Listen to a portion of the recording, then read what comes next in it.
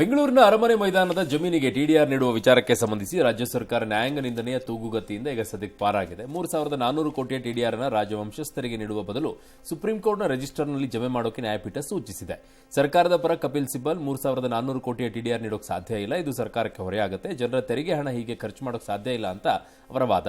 ನಾವು 1,270 ಚದರ ಮೀಟರ್ ಭೂಮಿಯನ್ನ ಅಂಡರ್ಪಾಸ್ಗೆ ಬಳಕೆ ಮಾಡಿದ್ದೀವಿ, ಇದಕ್ಕೆ ಬೇಕಿದ್ರೆ 49 ಕೋಟಿ ಟಿಡಿಆರ್ ಅನ್ನ ನೀಡಬಹುದು, ಆದರೆ ಅರಮನೆಯ ಭೂಮಿಯನ್ನು ನಾವು ಬಳಕೆ ಮಾಡೇ ಇಲ್ಲ, ಹೀಗಾಗಿ 3,400 ಕೋಟಿ ಟಿಡಿಆರ್ ನೀಡೋಕೆ ಬರಲ್ಲ ಅಂತ ವಾದ ಮಂಡಿಸಿದರು. ಫಸ್ಟ್ ಪಾಯಿಂಟ್ ಸರ್, ಭೂಮಿ ಬಳಸಿಲ್ಲ ಅಂತ ಸರ್ಕಾರ ಹೇಳಕ್ ಬರಲ್ಲ.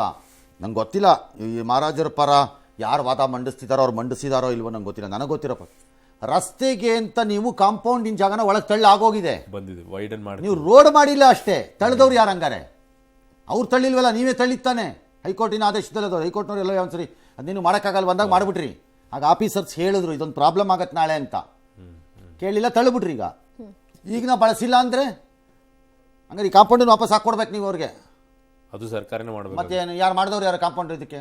ಓಕೆ, ಅದಲ್ಲ ಅಂತಲೇ ಇಟ್ಕೊಳ್ಳೋಣ. 3,400 ಕೋಟಿ ಟಿಡಿಆರ್ನ ಕೊಡೋಕ್ಕಾಗಲ್ಲ ಸರ್ಕಾರಕ್ಕೆ, ಜನರ ತೆರಿಗೆ ಹಣ ಅಂತ ಅಂತಿದಾರಂತೆ. ತೆರಿಗೆ ಹಣ ಎಲ್ಲರಿಂದ ಬರ್ತೀರಿ? ಅದು ಕಾಸಿಲ್ಲ, ಕವಡೆ ಇಲ್ಲ, ಅದರಲ್ಲಿ ಸರ್ಟಿಫಿಕೇಟು 400 ಅದೆಷ್ಟೋ ಎಕರೆಗೆ ಇಷ್ಟು ಸ್ಕ್ವೇರ್ ಫೀಟು, ಅದಕ್ಕಿಷ್ಟು ರೇಟು, ಆ ರೇಟಿನ ಪ್ರಕಾರ ಇಷ್ಟು ಟಿಡಿಆರ್ ಮೊತ್ತದ ಅಂದರೆ ಮೌಲ್ಯದ ಇದನ್ನು ಇಷ್ಟು ಸ್ಕ್ವೇರ್ ಫೀಟ್ ಇದನ್ನು ಕೊಟ್ಟಿದ್ದೇವೆ ಅಂತ ಸರ್ಟಿಫಿಕೇಟ್. ಅದು ಕಾಸಿಲ್ಲ, ಕವಡೆ ಇಲ್ಲ, ಹೊರೆ ಹಿಂಗಾಗತ್ತೆ ಗೊತ್ತಿಲ್ಲಪ್ಪ. ಇದೇನೋ ಕನ್ಫ್ಯೂಷನಲ್ಲಿ ಇದೆ ನನಗೆ. ನೋಡೋಣ. ಎಸ್, ಇನ್ನು ಲೋಕಸಭೆ ಕ್ಷೇತ್ರಗಳ ಪುನರ್ವಿಂಗಡಣೆ ವಿಚಾರವಾಗಿ ಕೇಂದ್ರ ಸಚಿವ ಅಮಿತ್ ಶಾ ನೀಡಿದ ಹೇಳಿಕೆ ನಂಬಿಕೆಗೆ ಅರ್ಹ ಅಲ್ಲ ಅಂತ ಸಿಎಂ ಹೇಳಿದ್ದು, ಕರ್ನಾಟಕ ಸೇರಿ ದಕ್ಷಿಣದ ರಾಜ್ಯಗಳಿಗೆ ಅನ್ಯಾಯ ಮಾಡುವ ದುರುದ್ದೇಶ ಇದೆ ಅನ್ನೋದು ಇದು ತೋರ್ಪಡಿಸ್ತಾ ಇದೆ. ಯಾವ ಆಧಾರದಲ್ಲಿ ಕ್ಷೇತ್ರ ಪುನರ್ವಿಂಗಡಣೆ ಮಾಡಲಾಗುತ್ತೆ ಅನ್ನೋದನ್ನ ಸ್ಪಷ್ಟಪಡಿಸಿ ಅಂತ ಒತ್ತಾಯಿಸಿದ್ದಾರೆ. ಇನ್ನು ಡಿಸಿಎಂ ಅವರಂತೂ ಕ್ಷೇತ್ರ ವಿಂಗಡಣೆ ಸಾಧ್ಯ ಇಲ್ಲ ಅಂದಿದ್ದಾರೆ. ಹಿಂದಿ ಕಾರಣದಿಂದಾಗಿ ಉತ್ತರ ಭಾರತದ 25 ಭಾಷೆಗಳು ಕಣ್ಮರೆಯಾಗಿವೆ, ಅದೇ ರೀತಿ ತಮಿಳುನಾಡಿಗೆ ಆಗಬಾರದು ಅನ್ನೋದು ನನ್ನ ವಾದ ಅಂತ ಸ್ಟಾಲಿನ್ ಹೇಳಿದ್ದಾರೆ. ಆದರೆ ಸ್ಟಾಲಿನ್ ಹೇಳಿಕೆಯನ್ನ ಸಿಲ್ಲಿ ಎಂದಿದೆ ಕೇಂದ್ರ. ಸಿಲ್ಲಿ ಅಂತ 1000 ಹೇಳ್ಬೋದು, ಅವ್ರು ಸಿಲ್ಲಿ ಅಂದ್ಬಿಟ್ರೆ ನಾವು ಸಿಲ್ಲಿ ಅನ್ಬೋದು ಭಾಳ ಅವ್ರ ವಿಚಾರಗಳಲ್ಲಿ. 3 ಹೊತ್ತು ನಮಗೆ ಯಾಕಪ್ಪ ಪಾಕಿಸ್ತಾನ ಪಾಕಿಸ್ತಾನ ಪಾಕಿಸ್ತಾನ ಅಂತ ಮಾತಾಡ್ತೀರಿ? ಭೌಗೋಳಿಕವಾಗಿ ನಮಗಿರೋ ಸಮಸ್ಯೆ ಏನು ದಕ್ಷಿಣ ಭಾರತದವ್ರಿಗೆ? ಹಂಗಾರೆ ಏನಪ್ಪ ಇದೆ? ಯಾರೊಬ್ರು ಹೇಳ್ರಪ್ಪ ಹಂಗಾರೆ. ಎತ್ಬೋದಾ ಇದನ್ನ? 3 ಹೊತ್ತು ಚೈನಾ ಚೈನಾ ಚೈನಾ ಅಂತ ನಮ್ಮ ಪ್ರಾಣ ಯಾಕೆ ತಿಂತೀರಿ, ಸಾಯಿಸ್ತೀರಿ ಸುಮ್ಮನೆ? ನಮಗೂ ಅದಕ್ಕೂ ಭೌಗೋಳಿಕವಾಗಿ ಏನಪ್ಪ ಸಮಸ್ಯೆ ಇದೆ? ಎತ್ಬೋದಾ? ನೀವು ಎತ್ತದಾಗೆಲ್ಲ ನಾವು ಅದನ್ನು ಸಿಲ್ಲಿ ಅನ್ಬೋದಾ? ನಮಗೆ ಸಂಬಂಧವಿಲ್ಲದೆ ಇದ್ದಿದ್ದನ್ನ ನಮಗೆ ಬಂದು ಹೇಳಿ ಸಿಲ್ಲಿ ಅನ್ಬೋದಾ ಅದನ್ನು? ಬಟ್ ದೇಶದ ವಿಚಾರ ಬರುತ್ತೆ ತಾನೇ? ಹೌದು. ಹಾಗೆ ಇದುವೇ ದೇಶ ರಚನೆ ಆಗಿರುವುದು ಭಾಷೆಗಳ ಆಧಾರದ ಮೇಲೆ ಆದಾಗ ಸಿಲ್ಲಿ ಯಾಕೆ ಆಗಬೇಕು? ಎಸ್, ಯಾಕೆ ಸಿಲ್ಲಿ ಆಗಬೇಕದು? ಅಲ್ಲ, ಆಕ್ಚುಲಿ ಇಲ್ಲಿ ಕೇಂದ್ರ ಯೋಚನೆ ಮಾಡಬೇಕಾಗಿತ್ತು 25 ಭಾಷೆ ಯಾವ್ದು ಹೋಗಿದೆ ಅಂತ. ಈಗ ಅಮಿತ್ ಶಾ ಹೇಳ್ಬಿಟ್ರು ಜನಸಂಖ್ಯೆ ಆಧಾರ ಅಲ್ಲ ಅಂತ. ಹಾಗಾದ್ರೆ ಆಧಾರ ಏನು? ಏನಾದ್ರು ಹೇಳಬೇಕಲ್ಲ ನಮಗೆ. ಯಾವ ಆಧಾರದ ಮೇಲೆ ಡಿಲಿಮಿಟೇಷನ್? ನಮ್ಮ ಸಮಸ್ಯೆ ಇರೋದು 2. ಜನಸಂಖ್ಯೆಯನ್ನು ನಿಯಂತ್ರಿಸಿದ್ದಕ್ಕೆ ನೀವು ನಮಗೆ ಶಿಕ್ಷೆಯನ್ನು ಕೊಡುತ್ತಿದ್ದೀರಿ ಅಂತ, ನಮ್ಮ ಸೀಟನ್ನು ಕಡಿಮೆ ಮಾಡ್ತೀರಿ ಅಂತ. ಮಾಡಲ್ಲ ಅಂತೀರಿ, ಸಂತೋಷ ನೀವು ಮಾಡದೇ ಇದ್ರೆ. ಆಲ್ ರೈಟ್, ನಮ್ಗೆ 28 ಇದೆ, ಈಗ ನಮ್ಗೆ 28 ಇರುತ್ತಪ್ಪ, ಓಕೆಪ್ಪ. ಹಾಗಿದ್ರೆ ನಮ್ಗೆ ಅನ್ಯಾಯ ಅಲ್ಲವೇ? ನಮ್ಮ ಜನಸಂಖ್ಯೆಗೆ ತಕ್ಕಂತೆ ನಮಗೆ ರೀಗ್ರೂಪ್ ಆಗದೆ ಇದ್ರೆ 28 ಕ್ಷೇತ್ರ ಅನ್ಯಾಯ ಅಲ್ವಾ? ಬಿಟ್ಬಿಡೋಣಪ್ಪ ಅದನ್ನೂ ಬೇಕಾರೆ. ಓಕೆ, ನಮ್ಮ ಸಮಸ್ಯೆ ಇರೋದು ನಮ್ಮದು ಜಾಸ್ತಿ ಕಡಿಮೆ ಆಗೋದಷ್ಟೇ ಅಲ್ಲ. ಉತ್ತರ ಪ್ರದೇಶದಂಥ ರಾಜ್ಯಗಳು ಬಾಯಿಗೆ ಬಂದಂಗೆ ಜನಸಂಖ್ಯೆಯನ್ನು ಮಾಡಿಕೊಂಡು, ಅಥವಾ ಬೇರೆ ಉತ್ತರ ಭಾರತದ ರಾಜ್ಯಗಳಲ್ಲಿ ಅವ್ರ ಸೀಟು ಜಾಸ್ತಿ ಆಗಿ ಬಾಯಿಗೆ ಬಂದಂಗೆ ನಾಳೆ ನಮ್ಮ ಮೇಲೆ ನಿಯಂತ್ರಣವನ್ನು ಸಾಧಿಸ್ತಾರೆ ಅನ್ನೋದು ನಮ್ಮ ಭಯ ಇರೋದು. ಈಗ ಆಗಿರೋದು ಅದೇನೆ. 26 ಕೋಟಿ ಜನಸಂಖ್ಯೆ ಇರೋದು ಯುಪಿಯಲ್ಲಿ. ಅದಕ್ಕೆ ನಮಗೆ ಭಯ ಇರೋದು. ನಮಗೆ ಕಡಿಮೆ ಅಲ್ಲ ಭಯ, ಅಲ್ಲಿ ದಬ್ಬಾಳಿಕೆ ಶುರುಗಳಾಗ.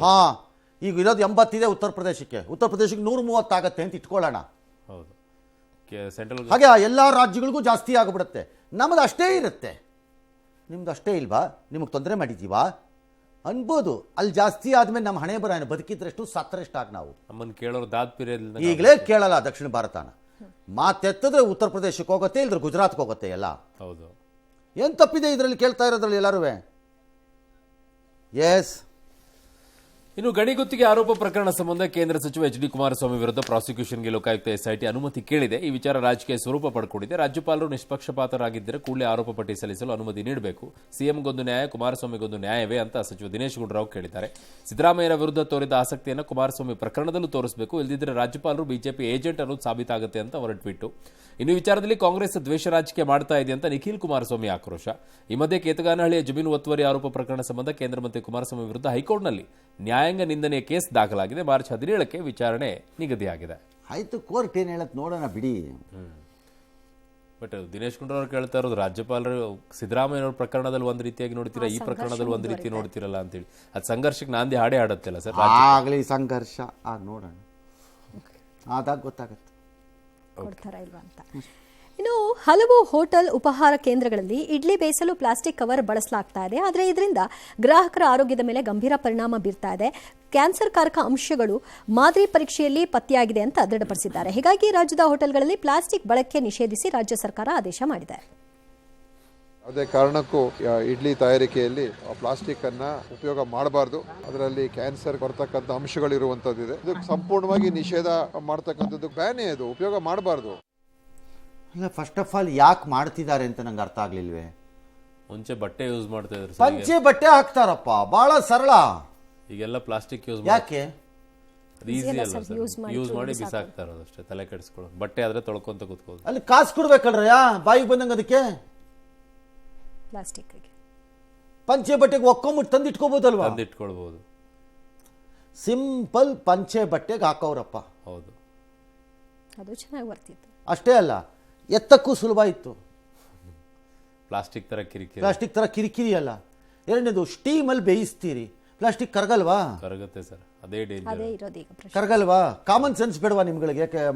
ಅಡುಗೆ ಮಾಡೋರಿಗೆ ಯಾವನವನು ಹೋಟ್ಲ್ ಓನರು ಯೂಸ್ ಮಾಡ್ತಿರೋನು ಕರ್ಕೊಂಬಂದ್ಬಿಟ್ಟು ಅವನಿಗೆ ಅವ್ನ ಮನೆ ಮಂದಿನೆಲ್ಲ ಕೂರಿಸ್ಬಿಟ್ಟು ತಟ್ಟೆನಲ್ಲಿ ಪ್ಲಾಸ್ಟಿಕ್ಕನ್ನು ಕರಗಿಸ್ಬಿಟ್ಟು ರಸಾಯನನೋ ಅಥವಾ ಇನ್ನೇನಾರು ಒಂದನ್ನು ಮಾಡಿಬಿಟ್ಟು ತಿನ್ನಿಸ್ಬೇಕಂಗಾರೆ ಯಾವನವನು ಹೋಟ್ಲ್ ಓನರ್ ತಲೆ ಇಲ್ಲದೆ ಇರೋನು ಸರ್. ಅದಷ್ಟೇ ಅಲ್ಲ, ಪ್ಲೇಟ್ ಮೇಲೂ ಪ್ಲಾಸ್ಟಿಕ್ ಕವರ್ ಹಾಕ್ಬಿಟ್ಟು ಊಟ ಕೊಡ್ತಾರೆ. ಏನಕ್ಕೆ ಬೇಕು?